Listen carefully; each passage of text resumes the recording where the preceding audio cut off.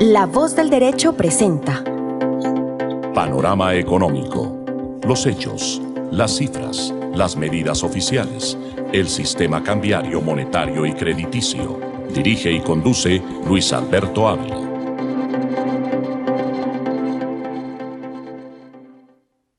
Bienvenidos a Panorama Económico con la dirección general del doctor José Gregorio Hernández Galindo. Hoy les acompañaremos Jimena Charri, Alejandro Velandia, Alberto Ávila, en el control máster del ingeniero de sonido Luis Daza. Iniciamos con varios temas a nivel nacional porque esperamos que estos debates pues van a continuar lo que resta del año y el año entrante. Si bien es cierto que este año no se va a alcanzar a presentar el proyecto de reforma pensional que lo anunció el presidente en su campaña, pues vamos a ver hoy las dos aristas, los dos puntos de vista pues, de parte del gobierno, senadores que están en la coalición del gobierno y también de especialistas que han estado al frente de Colpensiones, un expresidente de Colpensiones como es Mauricio Olivera, quien también tiene un punto de vista diferente y que desde luego plantea la necesidad de una reforma pensional que permita reformar la Ley 100, que es la que determina el marco general de las pensiones en Colombia y en general el sistema de salud.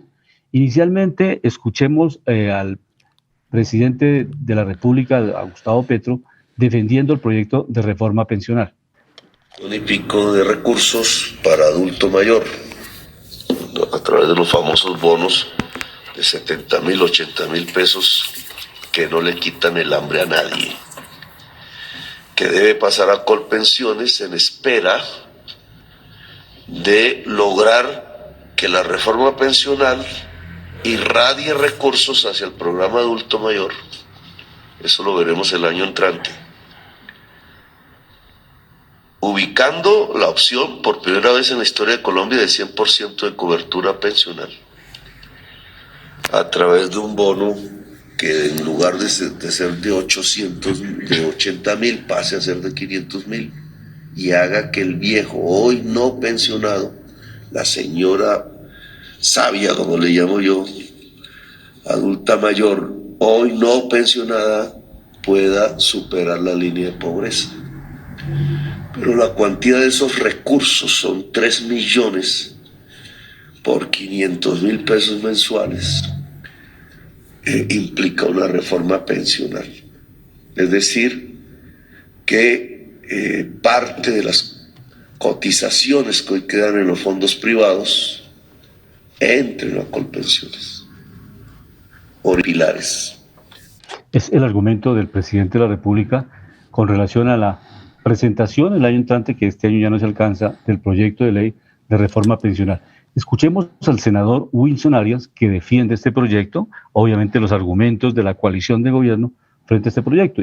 Y repito, más adelante vamos a escuchar voces que están en desacuerdo con un trámite, obviamente, que no sea constitucional a la reforma de las pensiones. Escuchemos al senador Wilson Arias defendiendo este proyecto de reforma. Hola. El sector financiero y los fondos privados de pensiones han hecho lo imposible para que sus afiliados no puedan pasarse a Colpensiones. Han puesto leyes, barreras 1000 para impedirlo, porque de esa manera ellos manejan 320 billones del público, de los aportes de los pensionados, para los negocios. Sarmiento Angulo tiene negocios en vías 4G, hoteles, petróleo, minería. El periódico El Tiempo, que titula contra el proyecto de Gustavo Petro en materia pensional. Si así ocurriera y se pasaran, por ejemplo, las personas que devenguen hasta 4 millones de pesos pueden cotizar en adelante, a futuro, en Colpensiones. Estamos recuperando 14 billones de pesos que el Estado hoy tiene que destinar para sufragar lo que el sector privado no hace. Y de esta manera, con esos recursos, se podrían pagar parcialmente 500,000 pesitos a 3 millones de personas que no tienen derecho y acceso a la pensión hoy. Una obra social sin precedentes enorme que redime a ese sector y que al propio tiempo inclusive sirve para reactivar la economía. Voy a seguir hablando de este tema para desmentir lo que dice el periódico El Tiempo, Sarmiento Angulo, el sector financiero y los áulicos que desde el periodismo y la academia con frecuencia son fletados por aquellos. Abrazo grande y nos vemos nuevamente.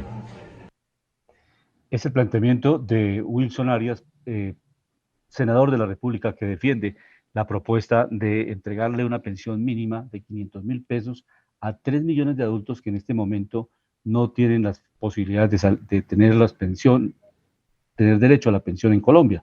Ahora escuchemos al expresidente de Colpensiones, actual vicerrector de la Universidad de los Andes, Mauricio Olivera, quien pues argumenta básicamente los elementos positivos y negativos de tramitar una reforma pensional. Perdón, ¿podemos recordar Wilson Arias de qué partido es?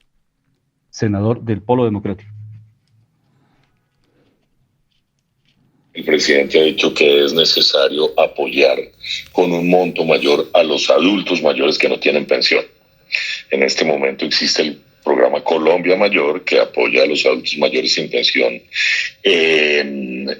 con 80.000 pesos. Y el presidente ha dicho que es necesario aumentar ese monto, llegando a medio salario mínimo, que son 500.000 pesos. Yo creo que eso es un tema valioso y que como sociedad tenemos que discutirlo, porque pues cuando uno es adulto mayor está la enfermedad, a veces no se puede trabajar, entonces es importante buscar este apoyo a los adultos mayores, sobre todo en una población que está envejeciendo cada vez más. Que desde mi punto de vista todavía no hay claridad cómo financiar ese fondo. Si se financia quitando los recursos que están ahorrados ahora en los fondos privados por algunos colombianos, es una expropiación. Pero si se financia a través de una reforma, pues tenemos que dar la discusión para ver de dónde vendrían los recursos. Son dos temas muy diferentes y ahí lo que yo creo que es necesario es que debería haber mucha más claridad por parte del gobierno, anunciando cómo tiene pensado financiar este bono de 500.000 pesos. Existe un programa que se llama Colombia Mayor. Sí, es el expresidente de Colpensiones, Mauricio Olivera. Y escuchemos una segunda parte de la forma como él argumenta y determina que si debe manejar la forma, el esquema de financiación para esta pensión de 500.000 pesos. Escuchemos esa segunda entrevista a Mauricio Olivera. ¿Cómo se financia este fondo? Este fondo se financia a través de una cotización adicional que hacen los afiliados a Colpensiones, los trabajadores que cotizan en Colpensiones, cuando ganan más de 4 salarios mínimos. Si yo cotizo en Colpensiones y gano más de 4 salarios mínimos, tengo que cotizar un punto adicional, y ese punto adicional, por solidaridad, es lo que financia los 80.000 pesos. Punto es que solo alcanza para los 80.000 pesos. Entonces, si lo que tiene pensado el gobierno es aumentar ese punto adicional, o que parte de esos recursos cotizados en Colpensiones se usen para pagar el bono de 500.000 pesos, digamos, es un buen planteamiento. ¿En qué sentido? En que en el régimen de Colpensiones no hay una cuenta individual de cada ciudadano, como sí existen los fondos privados. Entonces es un fondo común de donde sale la plata, y si la plata no alcanza, el Estado pone plata del presupuesto nacional, es decir, de nuestros impuestos. Si lo que los trabajadores cotizaron no alcanza, se pone plata de los impuestos, y eso es lo que está pasando ahora, no solo para Colombia Mayor, sino también para pagar las pensiones. Entonces, ahí hay muchos tecnicismos, pero en general, claro, si ese es el objetivo, me parece que es un buen objetivo. Espero ser claro como la explicación. Pero si es plata que está ahorrada ahora de los fondos privados, pues sí sería la nacionalización de las pensiones. Ese es el punto de vista del expresidente de Colpensiones, Mauricio Olivera, frente al manejo, a la forma como se puede financiar esta nueva pensión para los adultos mayores, los 3 millones de personas que no tienen en este momento, no tienen acceso a la pensión. Él hace énfasis en un mecanismo técnico, que las personas que tienen más de 4 salarios mínimos aportan un punto para que con ese punto se pueda financiar los 80.000 pesos que actualmente se le entregan a los adultos mayores, que si se va a incrementar ese porcentaje o se va a presentar una reforma, se debe establecer muy claro de dónde van a salir los recursos para financiar ese faltante, o sea, los 420.000 pesos adicionales que se le va a entregar a esas 3 millones de personas, que significaría básicamente 15 billones. Pero escuchemos finalmente a Mauricio Olivera haciendo un análisis internacional de qué pasó en Argentina y obviamente qué pasa en otros países cuando no se utilizan bien los recursos del ahorro pensional. Una cuenta privada, es como si cogieran mi cuenta de ahorros de un banco y la usó para lo que decidía el Estado. En ese momento era para pagar unas pensiones de los que no tenían pensión, pero estaba violando un derecho de propiedad frente al ahorro que tenía cada persona. Entonces yo creo que ese sí podría ser uno de los peores errores que podría cometer el gobierno, porque estaría cogiendo una plata que ha ahorrado la persona para construir su pensión y usarla para otras cosas. Ese sí sería un error. Pero si se hace a través de una reforma, creo que tenemos que darnos la posibilidad como sociedad de discutir esa reforma, a ver cómo se va a financiar. Podría ser una ley, pero si es una ley debe pasar por el Congreso. Es muy difícil de aceptarlo. Ahora bien, para claridad también un poco técnica, Carlos y todos los oyentes, en general las reformas pensionales, o sea, reformar la ley 100, por ejemplo, la ley 100 recordemos que es la que rige nuestro sistema pensional, la ley 100 es la que dice que existe un régimen de prima media que administra Colpensiones, uno de ahorro individual que administra los fondos privados y que nos podemos trasladar de uno a otro cada 5 años. Esa es la ley que tocaría reformar para hacer la reforma pensional. Ahora bien, en una reforma pensional siempre hay un periodo de transición. ¿A qué me refiero con esto?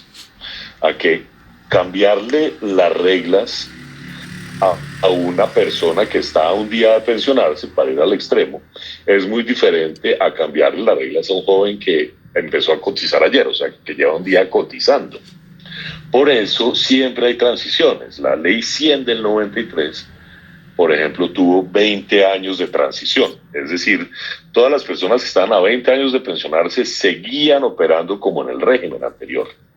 Sí, entonces yo creo que esas transiciones toca pensarlas porque, insisto, cambiar la ley para todo el mundo pues sería injusto para unos y no para otros. Entonces yo creo que si hay una reforma y se cambia la ley, pues también toca pensar en una transición para ver quiénes siguen operando con el régimen anterior, pues porque han hecho el esfuerzo de ahorro toda la vida, y para quienes y para ver quiénes empiezan con el nuevo régimen.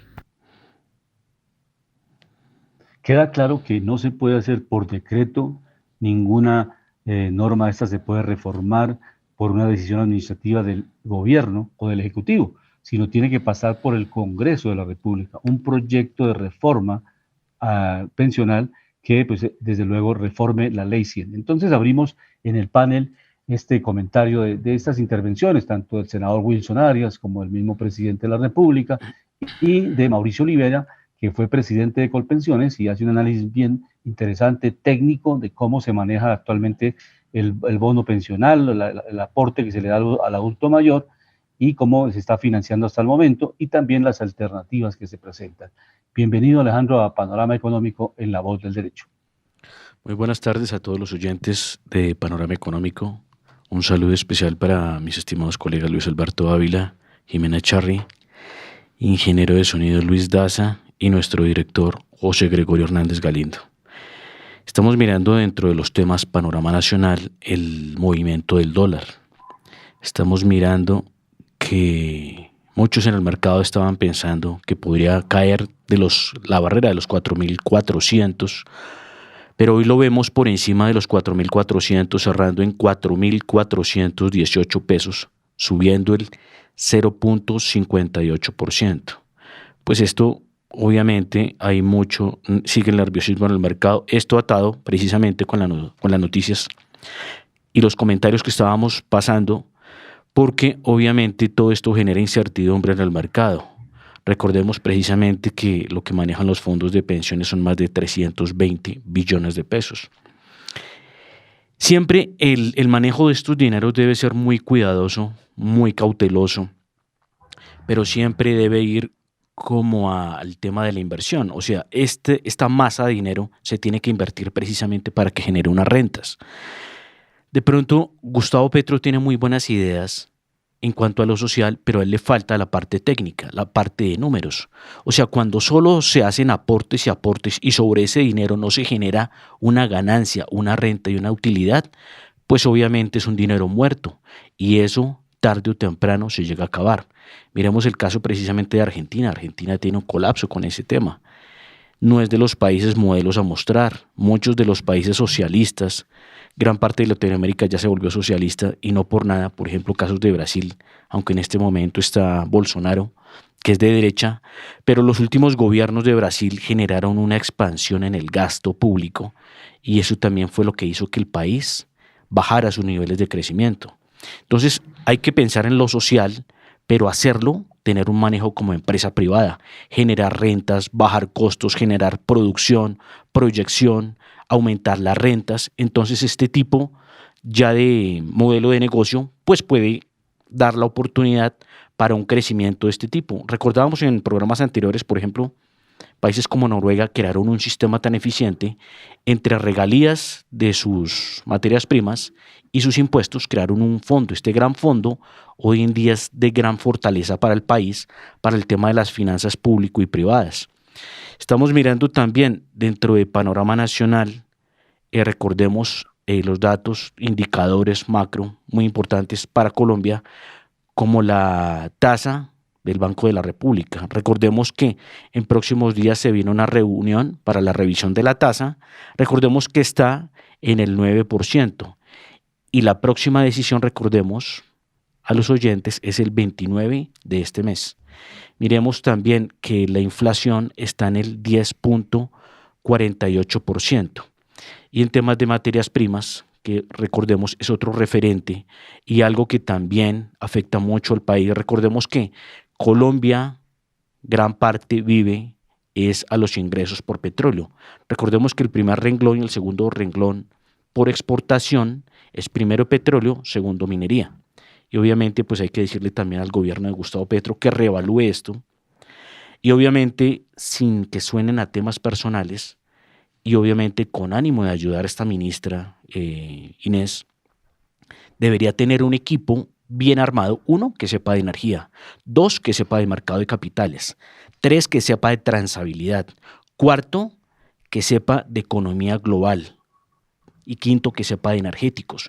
Porque es que si no, o sea, si a un presidente o a un ministro lo nombran para encabezar un ministerio y no tiene la proyección, no sabe manejar, no tiene la experiencia, no tiene la profundidad, pues obviamente va a desestructurar precisamente uno de los grandes motores de la economía colombiana, que es el sector minero energético. Y hablando de estos indicadores, Perfecto. miramos que el crudo WTI hoy está cayendo fuertemente el 3.83%, cerrando en los $85.09. Recordemos que llegamos a tener el WTI por encima de los $110 este año.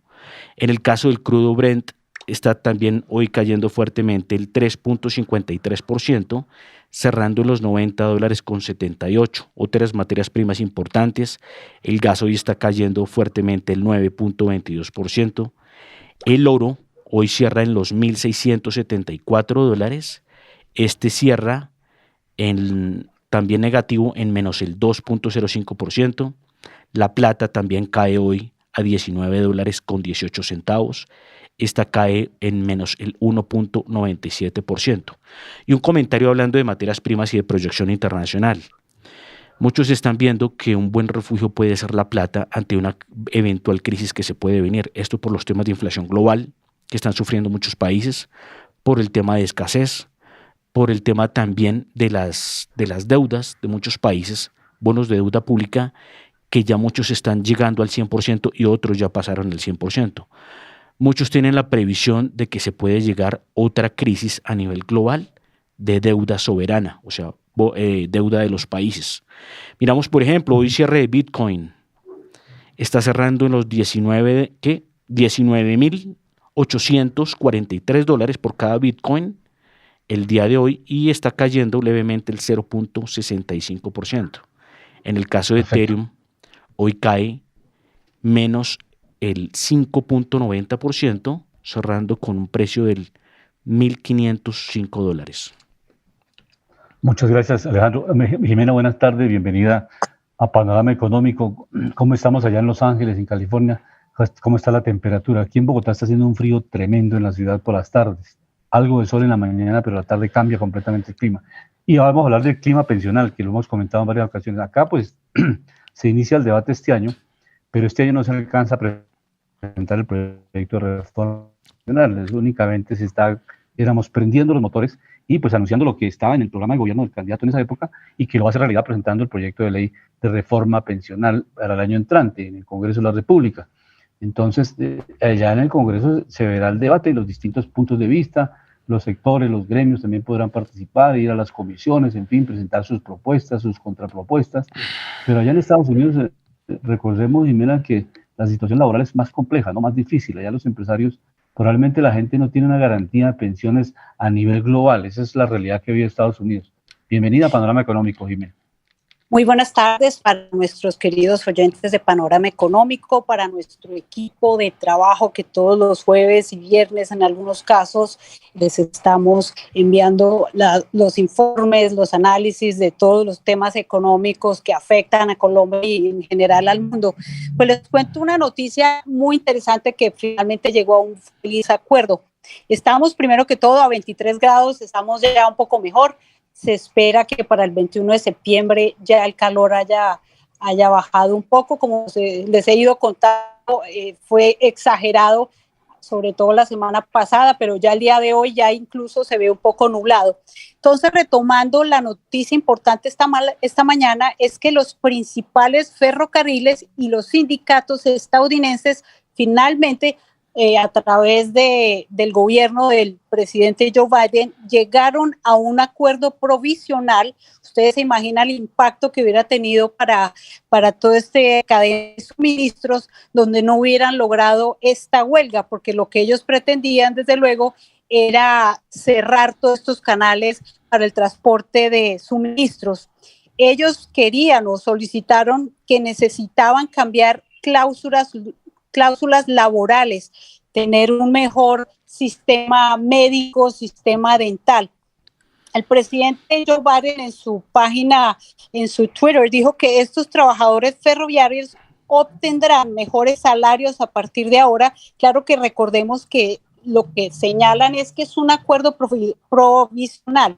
Sin embargo, pues el presidente Joe Biden dice que se obtendrán mejores salarios, mejores condiciones de trabajo y tranquilidad en cuanto a sus costos de atención médica. Todo, desde luego, que ha sido ganado con esfuerzo. Dice que el acuerdo es también una victoria para las empresas ferroviarias, que podrán tener y reclutar más trabajadores para una industria que seguirá siendo parte de la columna vertebral del país, de la economía estadounidense en las próximas décadas. Entonces, esta es una noticia muy importante porque la huelga arrancaba mañana. Les cuento también noticias de acá de Los Ángeles.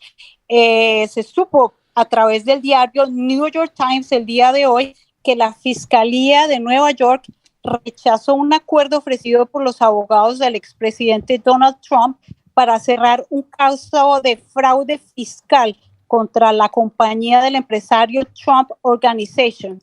Entonces, bueno, esta es una noticia bastante fuerte. Y en cuanto a los precios al por mayor, pues les cuento que en este mes, las fechas que tenemos a fin de agosto, dice que el índice de precios al consumidor mostró que la inflación anual de los precios alcanzó el 8,3% en agosto. Recordemos que en julio había sido el 8,5%.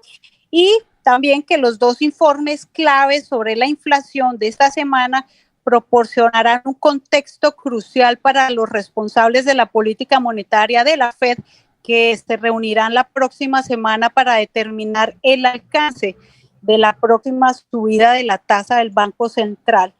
Y por último, pues les cuento que a partir de hoy se celebra el mes de la herencia hispana acá en los Estados Unidos. Esto será celebrado mediante distintas actividades con toda la comunidad latina, irá hasta el 15 de octubre. Entonces es muy importante esta fiesta para los latinos porque nos reconocen todas las diversas culturales que tenemos y el impacto positivo que ha traído a los Estados Unidos. Recordemos también que 5 países latinoamericanos celebran su independencia este mes: Costa Rica, Guatemala, El Salvador, Nicaragua y Honduras.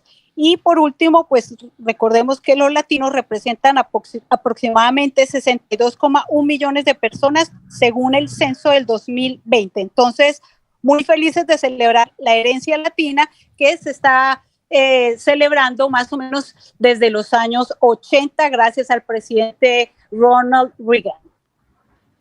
Gracias, Jimena. Y pues acá en Colombia se está preparando también, se inicia el proceso de construcción del Plan de Desarrollo para Colombia, un plan de desarrollo que básicamente irá 2022-2026, y entonces se va a distribuir Colombia en 50 regiones para desde allí, desde las regiones, desde los territorios, la gente empiece a participar. Esos son promedio de un día y medio, 2 días, que los distintos actores de las entidades territoriales, las comunidades, en fin, presentarán las diferentes problemáticas e igualmente las alternativas propuestas para que la Dirección de Planeación Nacional pueda ir construyendo este documento base del plan de desarrollo. Escuchemos al presidente de la República, al presidente Gustavo Petro, pues haciendo mención a la metodología que se va a implementar, que va a ser muy técnica en el sentido de recoger la información ya desde el punto de vista muy racional, muy eficiente, para que no sea pues un foro comunal ni nada de eso, sino unas fichas, unos procedimientos que le permitan a la gente ir captando la información que en estos encuentros, en estos diálogos que se van a desarrollar, 50 diálogos en todo el país, se pueda construir un plan de desarrollo con la participación de la comunidad. Escuchemos al presidente de la República. En los que hemos dividido la totalidad del país, en los que participarán funcionarios de todo el gobierno, de distintos ministerios, de otras entidades del Estado, para conocer sus necesidades. Queremos acercarnos a ustedes, queremos oírlos. Desde hoy, ustedes tienen la palabra. 50 territorios en todo el país. Allí, en el territorio, se convoca a la ciudadanía a dialogar. Desde hoy, ustedes tienen la palabra en el diálogo social. El primero de estos diálogos será este viernes 16 de septiembre en Turbaco para toda la zona del Canal del Dique. Será un espacio exploratorio con una metodología definida por el Departamento de Planeación Nacional para que sea eficaz, diseñada para que los funcionarios del gobierno nacional escuchen a la ciudadanía, tomen nota de sus propuestas y estas propuestas, después de ser analizadas por el gabinete en su conjunto, finalmente serán incluidas como un mandato soberano en una ley, el Plan Nacional de Desarrollo. Este será un plan con carácter regional y territorial, donde las prioridades de la gente serán también las prioridades del gobierno nacional. Su norte y objetivo final será la construcción de un entorno de paz total, donde toda la ciudadanía pueda vivir en igualdad de condiciones. Una paz total construida sobre fuertes bases de justicia social, justicia económica y justicia ambiental.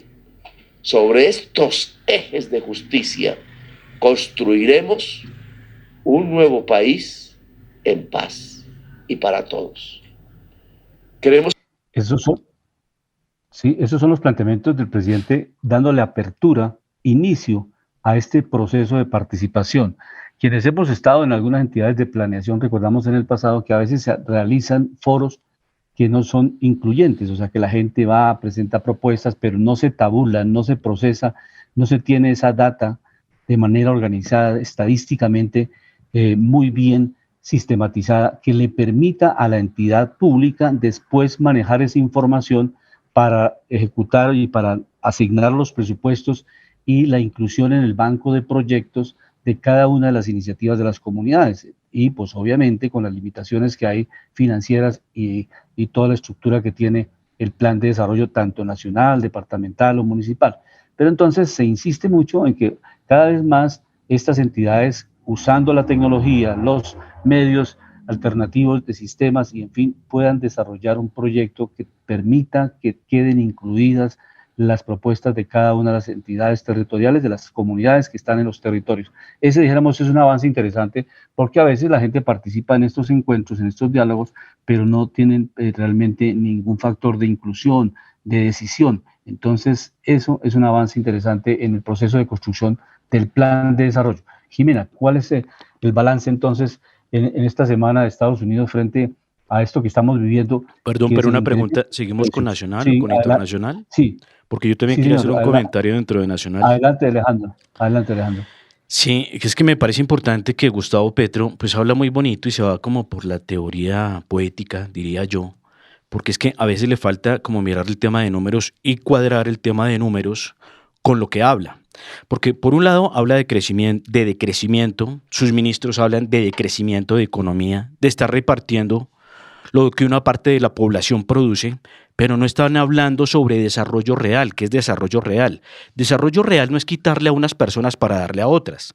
Desarrollo real es hacer inclusión en los bienes de producción, o sea, que todos los sectores y todos los seres humanos dentro de los sectores produzcan, a su vez generen un ingreso y ese ingreso también ayude no solo a ellos, sino a sus cotizaciones, por ejemplo, en el tema de pensiones, a también el aumento en los impuestos a través, por ejemplo, de un IVA. Si muchos más consumen dentro de lo que producen, pues obviamente se genera un impuesto positivo, no se genera un impuesto regresivo, que es que si le quitas la oportunidad al ser humano de tener un gasto adicional. Si se suben los impuestos a las personas que, por ejemplo, del sector privado que ganan más de 10 millones de pesos, pues obviamente tienen menos dinero para gastar. Pero, por ejemplo, ¿por qué Gustavo Petro? Creo que sí estaban hablando algo con el Centro Democrático, el pacto histórico, de hacer un pacto para empezar a trabajar a bajar los sueldos de los congresistas. Pero yo digo, ¿por qué no lo extienden a todas las corporaciones públicas? Porque son muchas las que exceden, por ejemplo, el tema pensional y el tema de los sueldos en el sector público. Y eso no se ahorrarían 100.000 ni 50.000 millones, sino serían billones los que se ahorrarían en años. Entonces yo pienso que tiene que haber un ajuste del gasto, tener una visión de desarrollo de país, generar un país atractivo para la inversión, porque si se vienen también el tema de los impuestos, lo que tiene que ver ganancias ocasionales y utilidades, pues obviamente el mercado se va a resentir, la gente va a dejar de invertir y puede llegar también un efecto de desbancarización, que es lo que se da precisamente cuando el régimen tributario empieza a incrementarse. Miramos, por ejemplo, dentro de los datos nacionales que ya habíamos hablado, y ya haciendo un paralelo, no sé si ya estamos entrando en internacional, miramos, por ejemplo, el Producto Interno Bruto del país más grande del mundo por su economía, que es Estados Unidos, que es de 22, ya tocando casi los 23 billones de dólares.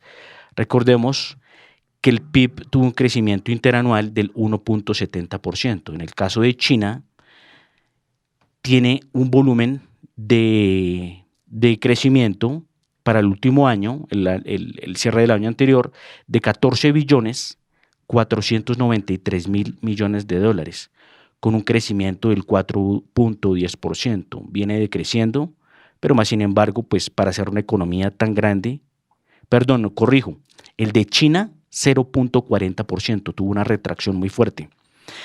El tema de la zona euro, unida, 14 billones 493 mil millones de dólares, tuvo un crecimiento al cierre del año pasado, claro que este año está entrando en números rojos, el año pasado cerró en 4.10%.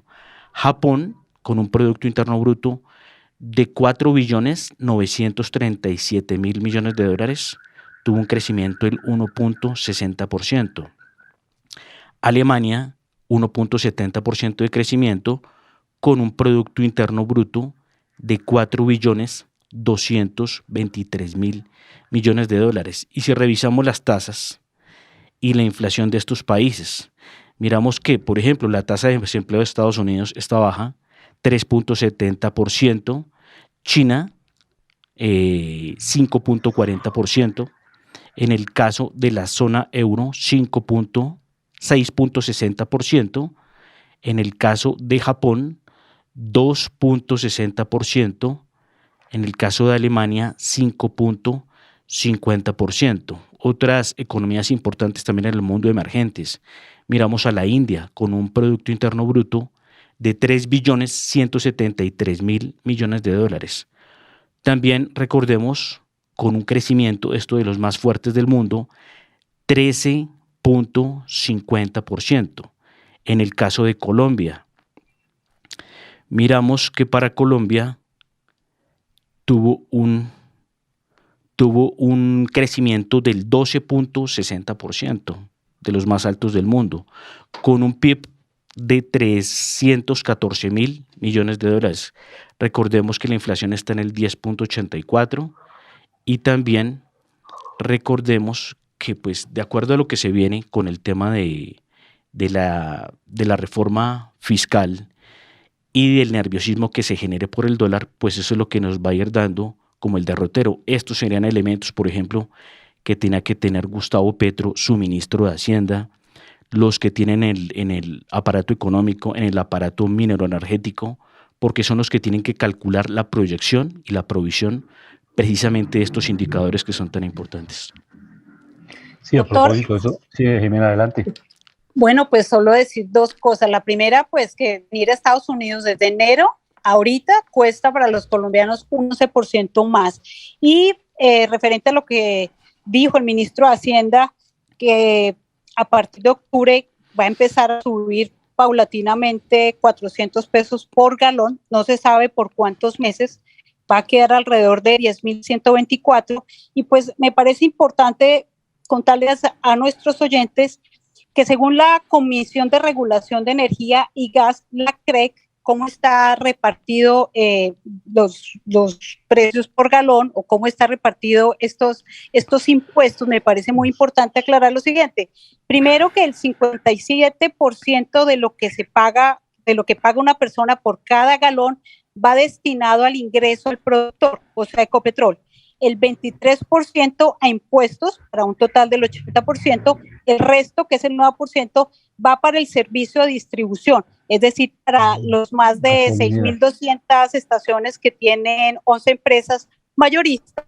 Luego, el 6% queda en el servicio de almacenamiento del combustible, 5% para cubrir los gastos de movilización por tuberías. Entonces, bien importante. Y algo más es que hay zonas que son más caras en cuanto al precio de gasolina. Por ejemplo, pues el precio de galón está en 17.403 pesos y con el incremento, o sea, los 400 pesos, a diciembre posiblemente el galón estará a 18.453 y en febrero 19.403. Perdón, Jimena, Entonces, ¿estamos hablando del precio de la gasolina? Sí, señor, del galón de gasolina. O sea, ¿está a 17.000 pesos? No, ahorita está En zonas como Vaupés. Sí, aclaremos esa parte porque creo que en Bogotá está más fluctuando de 9 a 10.000 pesos, ¿cierto? Por eso, Sí, ¿no? por eso aclaro que en Bogotá está actualmente en 9.176 pesos y con los 400 que va a aumentar en octubre quedaría en 9.576. Estoy hablando de Bogotá y luego hablé de Vaupés. Sí, es importante Exacto. para que los La oyentes diferencia tengan claro, no la obviamente, porque se dice que, por ejemplo, en Bogotá, como está entre 9 y 10.000 pesos, dicen que si se libera precisamente los subsidios que tiene, que puede llegar a 15, 16 o 17.000 pesos, ¿no? Sí, Eso es lo que puede gasolina. pasar con la reforma. Según lo que dijeron, no sé si ustedes vieron la noticia, en el tema del diésel dice que no lo va a tocar. Exactamente. Sí, para evitar el incremento en el costo de transporte y todo lo que tiene que ver con el movimiento de la carga en Colombia. Sí, recordemos que Desde luego, el diésel más que todo maneja es el tema de carga, pero hay que mirar una Sí, cosa, señor. por ejemplo, mucho transporte público se maneja con gasolina corriente, los taxis con gasolina corriente, pues hay unos que obviamente tienen modificación a gas, los que trabajan con aplicaciones así como Uber, como Driver, como, bueno, muchas otras también trabajan con gasolina, ¿no? Entonces falta mirar ese el impacto que genera y recordemos obviamente que Colombia está en un punto sensible del indicador de inflación que es el 10.84%. Entonces hay que aplaudir algo que también el gobierno anterior estaba haciendo un esfuerzo muy grande por evitar precisamente el incremento de inflación al subir precisamente los impuestos. Dentro de lo que hablaba Jimena es interesante analizar que obviamente el combustible tiene un impuesto alto, que es el 23% o más del 23%. No sé si a este se asuma, por ejemplo, ya está sumado el de la tasa, por ejemplo, que pagan los bogotanos, la sobretasa, ¿no? Entonces, es importante saber que si en un país se tiene el energético a buen precio, competitivo a nivel internacional, pues muchos de los sectores van a ser competitivos por el tema de gastos, porque un costo muy estructural es el tema del combustible. El tema del combustible, sube el combustible y sube casi todos los productos, sube casi todos los sectores. Hasta el tema de servicios se va afectado, ¿no? Exactamente. Sí, el problema de inflación lo va a sentir el país con el incremento del precio de la gasolina, sin lugar a duda, porque esa es una cadena de transmisión de los costos por el transporte, en fin, eso le va a pegar muy fuerte a la canasta familiar, el incremento de precios de alimentos. Entonces, ese es el gran riesgo que se va a correr en la economía colombiana, pero hay otras alternativas. Vamos a ver si en el Congreso de la República, las comisiones económicas, en fin, encuentran otras alternativas que le permitan en alguna medida compensar ese subsidio que se está dando ahora y conseguir otras fuentes de financiamiento. Si no las hay y si directamente se quita el subsidio, naturalmente eso representa incremento de precios en distintos sectores de la economía y desde luego pues también va a tener unos problemas económicos fuertes el país, porque tenemos de un lado el incremento de las materias primas, lo estamos viendo a nivel global, el tema pues obviamente de la logística también se ha incrementado. No tenemos una recuperación fuerte a nivel global de China porque también ha pasado por confinamiento recientemente, entonces también ha tenido una contracción económica China. Entonces esa cadena de transmisión, de reactivación mundial no se está dando. El incremento de las materias primas y obviamente el incremento en la base tributaria, pues eso genera la tormenta perfecta, o sea, tenemos todas las condiciones para seguir en un ritmo de crecimiento de la inflación, incremento de impuestos, incremento de los costos de combustibles, de materias primas, de logística, y pues desde luego todos esos elementos van a influir en que no podemos detener la inflación en los próximos meses. Por eso es importante, o sea, las medidas contracíclicas. Por un lado, controlar la masa monetaria, que es lo que están haciendo los bancos centrales, que es positivo e interesante, pero por otro lado, volcarse al sector de la producción, porque recordemos que obviamente entre más oferentes haya en el mercado, participantes de producción, o más volumen haya en el mercado, que empieza a suceder. Recordemos a los oyentes que hay una regla básica en el tema de economía. A más volumen de un producto, el precio tiende a caer. Y si tiene competencia, mucho más. Entre más escaso un producto, más tiende a subir. Entonces, tenemos que ir al punto de la corrección, generar más producción y siempre tener en cuenta los errores del pasado. No se puede generar mucha emisión sin tener un aparato productivo que controle precisamente o que sostenga esa masa monetaria, que tenga una simetría precisamente en esa funcionalidad dentro de la transabilidad y dentro de los sectores económicos. Mirando ya temas recordemos a los oyentes, panorama internacional, las tasas de los bancos centrales más importantes del mundo. La Reserva Federal de los Estados Unidos, recordemos que su última tasa está en el 2.50%. Recordemos que la próxima reunión es 21 de septiembre, próxima semana. En el caso del Banco Central Europeo, recordemos, está dirigido por Christine Lagarde, que anteriormente dirigía el Fondo Monetario Internacional.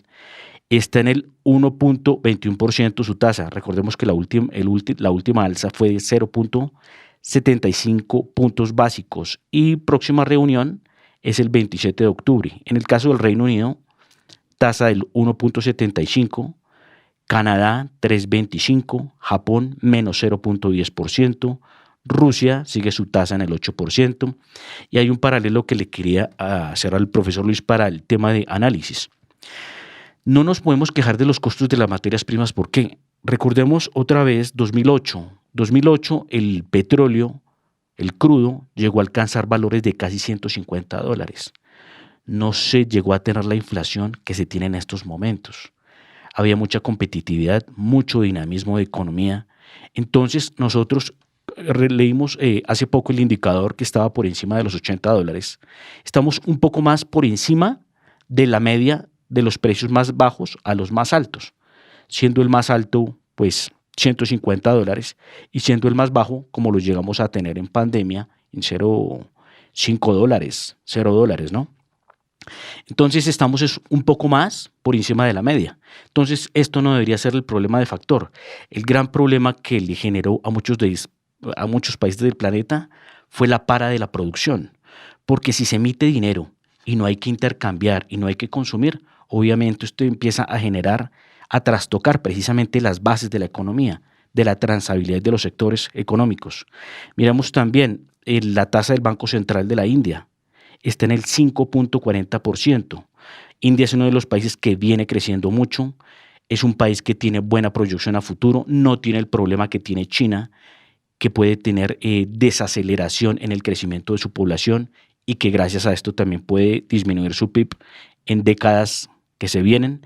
E India es un país, recordemos, que viene avanzando mucho y empujando mucho el sector tecnológico. En el tema de China, vemos que su tasa está en el 3.65%. Y de los países del G20, con las economías más importantes del mundo, vemos a Brasil, que tiene la tasa más alta de todos estos países que nombramos, y está en el 13.75%.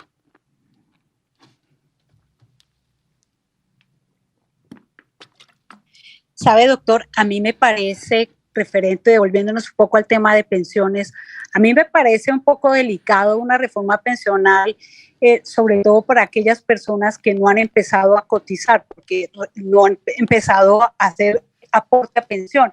Y tal vez el mensaje que podrían tomar muchas personas que ingresan al mercado laboral es: ¿para qué voy a hacer una contribución a pensión si cuando sea adulto puedo demostrar que nunca he cotizado y me tendrá el gobierno que dar dijéramos, un ingreso básico para vivir? Obviamente sabemos que no es suficiente, pero yo creo que es muy delicado el tema de pensiones porque podemos enviar un mensaje equivocado para aquellas personas que no han empezado a pagar, a contribuir con este ingreso para la pensión. Entonces es un tema bastante sensible, desde luego, porque sí, hay alrededor de 3 millones de adultos mayores sin ninguna capacidad económica, pero también hay que pensar en los que van a empezar a hacer aportes a pensión. Entonces quería hacer como esa reflexión que he venido escuchando por todo el tema que ha suscitado la reforma pensional, que al parecer arranca el año entrante.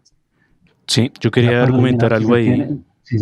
Perdón, Alejandro, es que si se tiene en cuenta, el ideal por eso es que se llegue una economía al pleno empleo, o sea, que no tengamos de la informalidad, del subempleo, que está cerca del 60%. Entonces, cuando una economía no tiene la gente trabajando, ¿quiénes están cotizando? Pues está cotizando apenas el 30, el 40% de la población y no todos tienen la posibilidad de hacerlo. Entonces, es una situación compleja y el ideal es eso, que la gente y como ahora tenemos unos trabajos que son estacionales, que no son permanentes, entonces con menos posibilidades los jóvenes están haciendo cotizaciones permanentes porque tienen un trabajo 6 meses, después se retiran de ese trabajo, no siguen cotizando, hasta dentro de 6 meses vuelven otra vez a tener otro trabajo formal, o sea que tengan cotización. Eso es lo que está generando que en los jóvenes actualmente no están cotizando a un sistema pensional ni en fondo privado ni en Colpensiones, sino que están pensando en pues viajar mucho por el mundo y en fin, pero no tener la posibilidad de tener esa visión que tuvieron los abuelos, de tener un ahorro, de tener una cotización para tener una pensión. Y aún así hay 3 millones que no pudieron hacerlo. Esas personas que no tienen la pensión no es porque seguramente no la han querido hacer, sino porque no tuvieron el trabajo permanente, no tuvieron las cotizaciones permanentes y finalmente se les acabó el tiempo, como en un partido de fútbol, se acabó el partido y no se tienen los ahorros suficientes. Y por eso lo que dicen estos senadores es que se va a buscar un aporte que es la mitad de un salario mínimo. No es una gran cosa. Yo creo que con 500.000 pesos no se va a hacer, pues obviamente una persona se va a transformar de pobre y se va a transformar completamente. Es un auxilio prácticamente porque está por debajo de la pobreza extrema los 80.000 pesos que actualmente están entregando. A veces los 80.000 pesos cuando los adultos mayores les tocaba ir a un banco a reclamarlos, se les iba en transporte, en alimentos, se les iba en ese mismo día los 80.000 pesos. Entonces, no es una cifra muy grande. El tema es cómo financiar esta partida, cómo se va a financiar, si con los ahorros actuales de los fondos privados o se va a buscar otra alternativa de financiación. Eso es lo que va a discutir el Congreso en las comisiones económicas el año entrante. Este año no van a presentar el proyecto porque este año tiene prioridad la reforma tributaria. Esta semana también presentaron la reforma política. Y la reforma política es lo que hemos hablado en muchos programas aquí con el profesor Orlando Goncalves y con el grupo de panelistas. Básicamente es eso, reformar el sistema electoral, la financiación de las campañas. Eso hace más de 30 años que el país ha debido hacer una reforma de este estilo. No se ha logrado ese consenso, pero esperamos que ahora en ese consenso que se está logrando inclusive entre el Centro Democrático y Pacto Histórico en unos temas. Eso es las paradojas de la vida, ¿no? Se están encontrando en Pero algunos temas interesante, y si hay acuerdos, interesante, porque eso es de eso positivo se para el país. trata, de eso se trata. Sí, Y yo pienso buscar que el consensos. país, yo no sé ustedes qué piensan, pero yo pienso que el país tiene que empezar a entrar en una senda, no tanto estar entrando cada rato en elecciones políticas, sino formar ese equipos de trabajo que administren bien un país, como cuando, por ejemplo, un fondo a nivel privado, BlackRock, otros fondos manejan muy bien una serie de activos para generar ganancias y rendimientos, porque es que los activos de un país hay que cuidarlos. Y la mejor forma, y hay algo que decía Jimena, que, y hay un cambio de tendencia, profesor Luis Alberto, que es que ya Sí, la señor. gente no busca ser empleada. Ya Sí, estamos cambiando. Mire, ya la nueva generación emprendedores. viene cambiando de formas de pensamiento. Entonces ya no es el tema de ir y prepararse para buscar un empleo. No, ya muchos quieren ser emprendedores. Y más que ser emprendedores, quieren ser es nómadas digitales. Lo que usted hablaba al principio, Sí, pero que no lo especificó bien, que es los millennials, que es esa generación sí, que quiere vivir por todo el mundo, por eso se les llama nómadas digitales, que quieren trabajar a través de los sistemas digitales por todo el mundo. Entonces, de acuerdo a la nueva realidad social, pues hay que implementar unas normas, pero hay que también hacerle unos dictados a los estados de que con la reforma que se viene pensional, pues obviamente cómo se le va a tratar de quitar un ahorro, que es su bono pensional, para poderle dar, por ejemplo, de sus nuevos aportes, que eso es lo que dice Gustavo Petro, no, que no es lo de atrás, que es lo nuevo, de los nuevos aportes para que entre en una bolsa colectiva y esa bolsa subsidia la globalidad. Yo por eso es que voy siempre a la reflexión. El presidente tiene que ponerse a pensar en crear activos que le generen a la nación dinero y desde ahí sí una partida sacarla para hacer auxilios o subsidios, pero que sean ok. positivos y productivos. No sé usted qué opina de esto. No, el tema es bien interesante y va a dar para muchos programas y seguramente tendremos invitados, no solamente entrevistas como lo hemos hecho hoy con Mauricio Olivera, con el mismo planteamiento del presidente de la República, con la defensa de Wilson Arias, en fin, todos los puntos de vista vamos a trabajarlos e invitar a los gremios también para que opinen sobre el tema, para que desde acá, desde Panorama Económico, podamos hacer un aporte integral y en el Congreso se haga un debate el año entrante, que es donde se va a presentar el proyecto. Pero ya vamos llegando al final de estos 3 minutos que nos quedan. Y hay algo que La quería decir. próxima semana.